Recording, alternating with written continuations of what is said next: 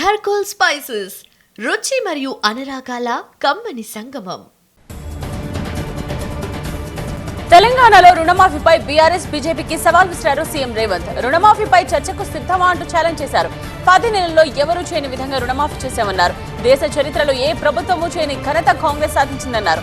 BRS BJP కలిసి వచ్చినా విడిగా వచ్చినా చర్చకు సిద్ధమంటూ రైతు పండుగ సభ సాక్షిగా సవాల్ విసిరారు. రుణమాఫీతో 25 లక్షల రైతు కుటుంబాలకు లబ్ధి చేకూరిందన్నారు సీఎం. సీఎం రేవంత్ వ్యాఖ్యలకు కౌంటర్ ఇచ్చారు హరీష్ రావు. రైతు పండుగ సభలో ఎంత మాట్లాడినా దండగా అన్నారు. ఎకరాకు 15,000 ఇస్తారనుకుంటే మొండి చేయి చూపించారన్నారు. రైతు పండుగ పేరుతో మరోసారి రైతుల్ని మోసం చేశారని ఆరోపించారు. ఏడాది పాలన అసలు రంగును అసెంబ్లీలో బయటపెడతామన్నారు. మైకులు కట్ చేయకుండా వినాలని డిమాండ్ చేశారు. జేహెచ్ఎంసీ ఎదుట బీజేపీ కార్పొరేటర్స్ నిరసనకు దిగారు. కౌన్సిల్ సమావేశం వెంటనే నిర్వహించాలని డిమాండ్ చేశారు. బీఆర్ఎస్, కాంగ్రెస్, ఎంఐఎం కార్పొరేటర్లు బల్దియాను లూటీ చేస్తున్నాయని ఆరోపిస్తూ స్టాండింగ్ కమిటీ సమావేశాన్ని అడ్డుకునే ప్రయత్నం చేశారు. నగర వ్యాప్తంగా పన్నులు వసూలు చేస్తూ పాత బస్తీలోనే అభివృద్ధి పనులు చేస్తున్నారంటూ ఆగ్రహించారు. మంచిర్యాల జిల్లా ఎమ్మెల్యే పుట్టినరోజు వేడుకలకు హాజరయ్యారు CI Ravinder. MLA Vivek Venkataswamy birthday వేడుకల్లో సీఐ పాల్గొనడంపై విపక్షాలు మండిపడుతున్నాయి.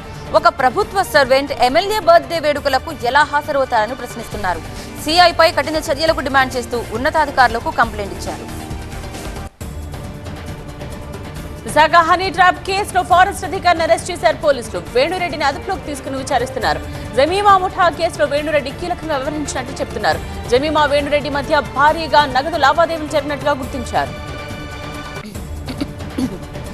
ముంబై నటి జత్వానీ కేసు దర్యాప్తులో స్పీడ్ పెంచారు పోలీసులు. కాంతి రాణా టాటా, గున్నీకి బెయిల్ ఇవ్వొద్దని సిఐడి అధికారుల కోర్టులో అఫిడవిట్ దాఖలు చేశారు. ఇదే కేసులో ముందస్తు బెయిల్ ఇవ్వాలని కోరుతూ అధికారులు కాంతి రాణా, విశాల్ గున్నీ కోర్టులో పిటిషన్ వేశారు. వారికి బెయిల్ ఇస్తే దర్యాప్తు పక్కదారి పడుతుందని కోర్టుకు తెలిపింది సిఐడి. ఈ కేసును రేపు ఏపీ హైకోర్టు విచారించే అవకాశం ఉంది. కాకినాడ పోర్టులో డిప్యూటీ సీఎం పవన్ ను ఆపడం వెనుక పెద్దలు ఉన్నట్టు ఆరోపించారు మాజీ మంత్రి కురసాల కన్నబాబు. కలెక్టర్ షిప్ లో వెళ్లగలిగారు కానీ డిప్యూటీ సీఎం వెళ్లలేకపోయారని ఆరోపించారు. డిప్యూటీ సీఎంకే ఈ పరిస్థితి ఉంటే సామాన్యుడి గతేంటని ప్రశ్నించారు. పవన్ ప్రశ్నలకు ప్రభుత్వం సమాధానం చెప్పాలని డిమాండ్ చేశారు. పోర్టు భద్రతపై క్లారిటీ ఇవ్వాలన్నారు. జీవకోటికి ప్రాణాధారమైన నీటి వనరుల్ని పరిరక్షిస్తామన్నారు హైడ్రా కమిషనర్ రంగనాథ్. జీవ వైవిధ్యాన్ని కాపాడేందుకు కృషి చేస్తున్నట్లు చెప్పారు. అర్బన్ బయోడైవర్సిటీ అంశంపై బేగంపేటలో జరిగిన జాతీయ సదస్సులో మాట్లాడారు. చెరువుల పరిరక్షణ, పునరుద్ధరణే హైడ్రా లక్ష్యమన్నారు. పార్కులు, రహదారులు, నాలాల ఆక్రమణల్ని సహించబోమని హెచ్చరించారు. ఫెయింషియల్ తుఫాన్ తమిళనాడు వణికిస్తోంది. నార్త్ తమిళనాడు, పుదుచ్చేరి మధ్య తీరం దాటిన తుఫాన్ కుండపోత వర్షాలతో ఉక్కిరిబిక్కిరి చేస్తోంది. రాజధాని చెన్నై వరదలతో సముద్రాన్ని తలపిస్తోంది. చెన్నైతో పాటు మరో 6 జిల్లాల్లో రెడ్ అలర్ట్ ప్రకటించారు. చెంగల్పట్టు, మహాబలిపురం, కడలూరులో ఎడతెరిపి లేకుండా వర్షాలు కురుస్తున్నాయి. తుఫాన్ బీభత్సంతో చెన్నైలో జనజీవనం స్తంభించిపోయింది. వరదల ధాటికి రహదారులు చెరువులుగా మారాయి. వరదలో వాహనదారుల కష్టాలు వర్ణనాతీతంగా మారాయి. తుఫాన్ భయంతో ఫ్లైఓవర్లపై కార్లను పార్క్ చేశారు. చెన్నైలో స్కూళ్లు, కాలేజీలకు సెలవులు ప్రకటించారు. ఇప్పటి వరకు మూసిన ఎయిర్పోర్ట్ ని తెరిచి విమాన సేవల్ని పునరుద్ధరించారు. ఫెయింషియల్ తుఫాన్ ప్రభావంతో తిరుపతి, నెల్లూరు జిల్లాలో భారీ వర్షాలు కురుస్తున్నాయి. తీరం వెంట 70 నుండి 90 కిలోమీటర్ల వేగంతో ఈదురుగాలులు వీస్తున్నాయి. తిరుపతి జిల్లా సోళ్లూరుపేట, తడ, దొరవారి సత్రం, నాయుడుపేట, పెళ్లకూరు మండలాల్లో భారీ వర్షాలకు రహదారులు నీట మునిగాయి. హైదరాబాద్ కుత్బుల్లాపూర్ పరిధిలో ఫుట్పాత్ ఆక్రమణలను తొలగించారు ట్రాఫిక్ పోలీసులు. నిత్యం రద్దీగా ఉండే సుచిత్ర ప్రాంతంలో ఫుట్పాత్ ఆక్రమణలను జేసీబీ సాయంతో తొలగించారు. గోదావరి హోం నుండి భాగ్యలక్ష్మి కాలనీ వరకు రోడ్డుపై ఉన్న పాన్ డబ్బాలు, దుకాణాలను జేహెచ్ఎంసీ సిబ్బంది సహకారంతో తొలగించారు. హైదరాబాద్ లంగర్ హౌస్ రహదారిపై ఒక కారు బీభత్సం సృష్టించింది. డ్రైవర్ మద్యం మత్తులో కారును డివైడర్ కు ఢీకొట్టాడు. దీంతో కారు అదుపు తప్పి మరో ఆటోని ఢీకొట్టింది. ఈ ప్రమాదంలో దంపతులు అక్కడికక్కడే చనిపోగా మరో 4గురికి తీవ్ర గాయాలయ్యాయి. పోలీసులు దర్యాప్తు ప్రారంభించారు. హైదరాబాద్ చంపాపేట రహదారిపై ఓ యువకుడు గంజాయి మత్తులో వీరంగం వేశాడు. రోడ్డుపై వచ్చే వాహనాలకు అడ్డంగా నిలబడి నానా హంగామా చేశాడు. దారుణ పోయే వారిని దుర్భాషలాడుతూ హల్చల్ చేశాడు. సైకో వీరంగం భరించలేని స్థానికులు పోలీసులకు సమాచారం అందించారు. సైకోను అదుపులోకి తీసుకుని ఉస్మానియాకు తరలించారు పోలీసులు. హైదరాబాద్ పాతబస్తీ చంద్రాయణగుట్ట ట్రాఫిక్ పోలీసులు అర్ధరాత్రి డ్రంక్ అండ్ డ్రైవ్ పరీక్షలు చేశారు. ఒక మందుబాబు ఏకంగా పోలీసులపై తిరగబడి హల్చల్ చేశాడు. నన్నే ఆపుతారా అంటూ బేరంగం వేశాడు. మందుబాబుని పోలీసులు అదుపులోకి తీసుకుని విచారిస్తున్నారు.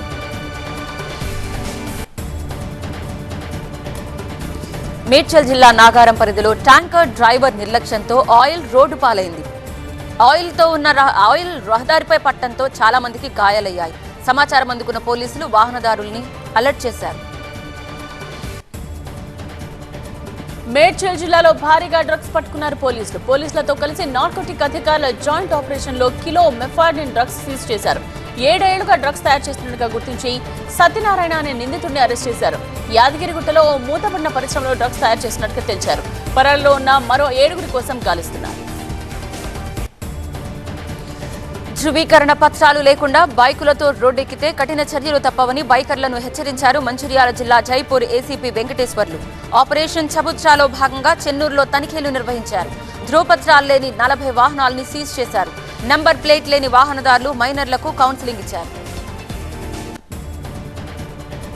నంద్యాల జిల్లా మహానంది క్షేత్రంలో కార్తీక మాస ముగింపు వేడుకలు ఘనంగా నిర్వహించారు. అమ్మవారికి 1,00,000 కుంకుమార్చన పూర్ణాహుతి కన్నుల పండుగగా సాగింది. అనంతరం కామేశ్వరి మహానందీశ్వరి స్వామి కళ్యాణం నిర్వహించారు. కళ్యాణానికి వేలాదిగా వచ్చిన భక్తులకు ఇబ్బంది లేకుండా ఏర్పాట్లు చేశారు అధికారులు. హైదరాబాద్ పీజాదిగూడ గాంధీనగర్ లో గోపూజ గోహారతి నిర్వహించారు. కార్తీక మాసం చివరి శనివారం కావడంతో శ్రీకృష్ణ దత్త గోశాల ఆధ్వర్యంలో గోపూజ నిర్వహించారు. భారత సంస్కృతి సంప్రదాయాలని కాపాడుకోవాలని నిర్వాహకులు కోరారు. గోమాత ఆశీస్సుల కోసం పూజలు చేయాలన్నారు. జోగులాంబాద్ శక్తిపీఠం ఆలయ ప్రధాన అర్చకుడు ఆనంద్ శర్మ సస్పెన్షన్ కు డిమాండ్ చేశారు అర్చకులు. హైదరాబాద్ బొగ్గులకుంట ఎండోమెంట్ కమిషనర్ కార్యాలయం ముందు నిరసన తెలిపారు. ప్రధాన అర్చకుడిగా ఆనంద్ శర్మ ఆలయ ప్రతిష్టను దెబ్బతీశారని ఆరోపించారు. అమ్మవారి కానుకలు ఆభరణాలు మాయమవుతున్నాయని కమిషనర్ దృష్టికి తీసుకొచ్చారు.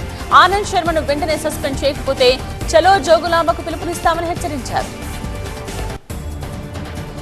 మధ్యాహ్న భోజనాన్ని తనిఖీ చేయాలన్న ప్రభుత్వం ఆదేశాలతో అధికారులు హాస్టళ్ల బాటపట్టారు. పెద్దపల్లి జిల్లా సుల్తానాబాద్ బాలికల పాఠశాలలో మధ్యాహ్న భోజనాన్ని తహసీల్దార్ ఎంవీఓ తనిఖీ చేశారు. విద్యార్థులతో కలిసి భోజనం చేశారు. ఆహారం నాణ్యంగా లేకపోతే వేటు తప్పదని హెచ్చరించారు.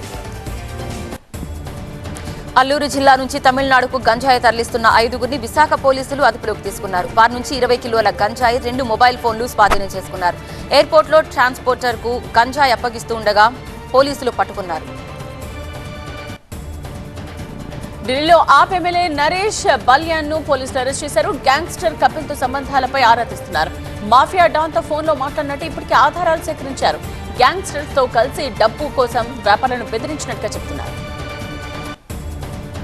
గుజరాత్ సూరత్ లో పర్యటించారు కేంద్ర మంత్రి అశ్విని వైష్ణవ్. కిమ్ దగ్గర ట్రాక్ స్లాబ్ తయారీ ఫ్యాక్టరీని సందర్శించారు. భారత్ లో తొలి బుల్లెట్ ట్రైన్ ప్రాజెక్ట్ స్లాబ్ల తయారీ కోసం ఈ ఫ్యాక్టరీ ఏర్పాటు చేశారు. ఫ్యాక్టరీలో స్లాబ్ల తయారీని పరిశీలించి సంతృప్తి వ్యక్తం చేశారు. త్వరలోనే బుల్లెట్ రైలు ప్రాజెక్ట్ పట్టాలపైకి తెస్తామని చెప్తున్నారు కేంద్ర మంత్రి. ముఖ్యమంత్రి ఎవరో ఇంకా తేలకపోయినా మహారాష్ట్రలో డిసెంబర్ 5వ తేదీన కొత్త ప్రభుత్వం ఏర్పడనుంది. ముంబై ఆజాద్ మైదానంలో ఆ రోజు సాయంత్రం జరిగే ప్రమాణ స్వీకార కార్యక్రమానికి ప్రధాని నరేంద్ర మోదీ సహా ఎన్డీఏ ప్రముఖులు హాజరవుతున్నారు. బీజేపీ శాసనసభాపక్షం డిసెంబర్ 2న సమావేశమై నేతను ఎన్నుకుంటుందని ఆ పార్టీ ప్రకటించింది. దేవేంద్ర ఫడ్నవీస్ సీఎం పదవి రేసులో ముందున్నారని తెలుస్తోంది. ఒకవైపు సీఎం పదవిపై బీజేపీ హైకమాండ్ నుంచి ఎలాంటి హామీ రాకపోవడంతో శివసేన నేత ఏక్నాథ్ షిండే అలకబూనారు. స్వస్థలం సతారా వెళ్లిన షిండే పార్టీ నేతలతో సమావేశమవుతున్నారు. సీఎం పదవి ఇవ్వకపోతే హోంశాఖతో పాటు కీలకమైన ఆర్థిక శాఖల్ని తమకు కేటాయించాలని షిండే డిమాండ్ చేస్తున్నారు. తీవ్ర జ్వరంతో ఉన్న షిండేకు వైద్యులు చికిత్సను అందిస్తున్నారు.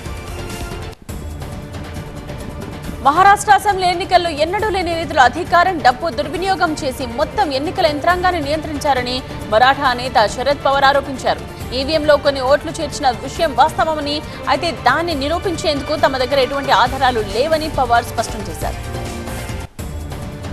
ఎన్నికల తీర్పు ప్రజాభిమతానికి వ్యతిరేకంగా వచ్చింది కాబట్టి 8 రోజులుగా ముఖ్యమంత్రి లేకుండా మహారాష్ట్ర ఉందని ఉద్ధవ్ ఠాక్రే శివసేన అధికార ప్రతినిధి సంజయ్ రౌత్ విమర్శించారు. మహాయుతిలో విభేదాల కారణంగానే ఆపద్ధర్మ ముఖ్యమంత్రి ఏక్నాథ్ షిండే తమ స్వగ్రామానికి వెళ్లిపోయారన్నారు. ఓటింగ్ ప్రక్రియ ప్రతి దశలో అభ్యర్థులు వారి ఏజెంట్లతో పూర్తి పారదర్శకత పాటించామని ఎన్నికల సంఘం స్పష్టం చేసింది. మహారాష్ట్ర పోలింగ్ శాతంపై కాంగ్రెస్ వ్యక్తం చేసిన అనుమానాలు నివృత్తి చేసేందుకు ఎన్నికల సంఘం ముందుకొచ్చింది. డిసెంబర్ 3న రావాలని కాంగ్రెస్ ప్రతినిధి బృందాన్ని ఆహ్వానించింది. షేక్ హసీనా ప్రభుత్వం గద్దె దిగిన తర్వాత బంగ్లాదేశ్ భారత్ సంబంధాల్లో మార్పులు చోటు చేసుకున్నాయని ఆ దేశ విదేశాంగ వ్యవహారాల సలహాదారు మహమ్మద్ తౌహీద్ హుస్సేన్ అన్నారు. వాస్తవాలను పరిగణలోకి తీసుకుని భారత్తో బంగ్లాదేశ్ మళ్లీ సంబంధాలు ఏర్పరచుకోవాల్సి ఉందని తౌహీద్ తెలిపారు. బంగ్లాదేశ్ లో హిందువులపై జరుగుతున్న దాడులకు నిరసనగా కోల్కతాలోని జేఎన్రే ఆసుపత్రి కీలక నిర్ణయం తీసుకుంది.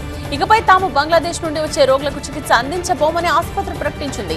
కోల్కతాలోని అన్ని ఆసుపత్రులు ఇలాంటి నిర్ణయం తీసుకోవాలని జేఎన్రే ఆసుపత్రి విజ్ఞప్తి చేసింది.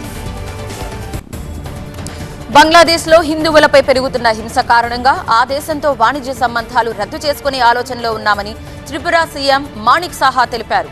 ఈ విషయమై కేంద్రంతో సంప్రదిస్తున్నామన్నారు. బంగ్లాదేశ్ త్రిపుర మధ్య ఏటా 716 కోట్ల రూపాయల వాణిజ్యం జరుగుతోంది. త్రిపుర నుంచి మొక్కజొన్న, అల్లం, అగరబత్తిలు బంగ్లాదేశ్ కు వెళ్తాయి. Varanasi cantonment railway station parking ఏరియాలో భారీ అగ్ని ప్రమాదం సంభవించింది. ఈ ఘటనలో 200కు పైగా వాహనాలు కాలిపోయాయి. ఈ మంటలు ఆర్పేందుకు 12 ఫైర్ ఇంజన్లు దాదాపు 2 గంటలు శ్రమించాయి. షార్ట్ సర్క్యూట్ కారణంగానే ఈ ప్రమాదం జరిగిందని అనుమానిస్తున్నారు. వైనాడ్ ప్రజల నుంచి నేర్చుకునేందుకు తాను సిద్ధంగా ఉన్నానని ప్రియాంక గాంధీ ప్రకటించారు. ఎంపీగా ప్రమాణం చేసిన తర్వాత తన నియోజకవర్గ ప్రజలకు కృతజ్ఞతలు తెలిపేందుకు రాహుల్తో కలిసి ప్రియాంక వైనాడ్కు వచ్చారు. వైనాడ్ ప్రజల స్వరంగా పార్లమెంట్లో ఉంటానని, వారి కలలు, ఆకాంక్షల కోసం పోరాడతానని ప్రియాంక ప్రకటించారు. వైనాడ్లో ఆమె రోడ్ షో నిర్వహించారు. పశ్చిమ బెంగాల్ అసెంబ్లీ ఆమోదించిన అపరాజిత బిల్లుకు రాష్ట్రపతి ఇంకా ఆమోదం తెలపకపోవడంపై తృణమూల్ కాంగ్రెస్ మహిళా మోర్చా కోల్కతాలో ర్యాలీ నిర్వహించింది. ఆ బిల్లుపై సంతకం చేయించే ఉద్దేశం కేంద్ర ప్రభుత్వంలో కనిపించడం లేదని బెంగాల్ మంత్రి చంద్రిమా భట్టాచార్య ఆరోపించారు. ఈ విషయమై రేపు ధర్నా కూడా నిర్వహిస్తామని ఆమె ప్రకటించారు. సినిమాలు చేయకుండా కాస్త విరామం తీసుకున్నంత మాత్రాన అవుట్డేటెడ్ అని ఎలా నిర్ణయిస్తారని ప్రశ్నించారు ప్రముఖ దర్శకుడు వైవిఎస్ చౌదరి. సబ్జెక్ట్ పై అవగాహన ముఖ్యమని అన్నారు. నందమూరి హరికృష్ణ మనవడు తారక రామారావు హీరోగా వైవిఎస్ చౌదరి ఓ సినిమాను తెరకెక్కిస్తున్నారు. వీణారావు అనే తెలుగు అమ్మాయి చిత్రంలో హీరోయిన్ గా నటిస్తున్నారు. ఘర్కోల్ స్పైసెస్, రుచి మరియు అనురాగాల కమ్మని సంగమం.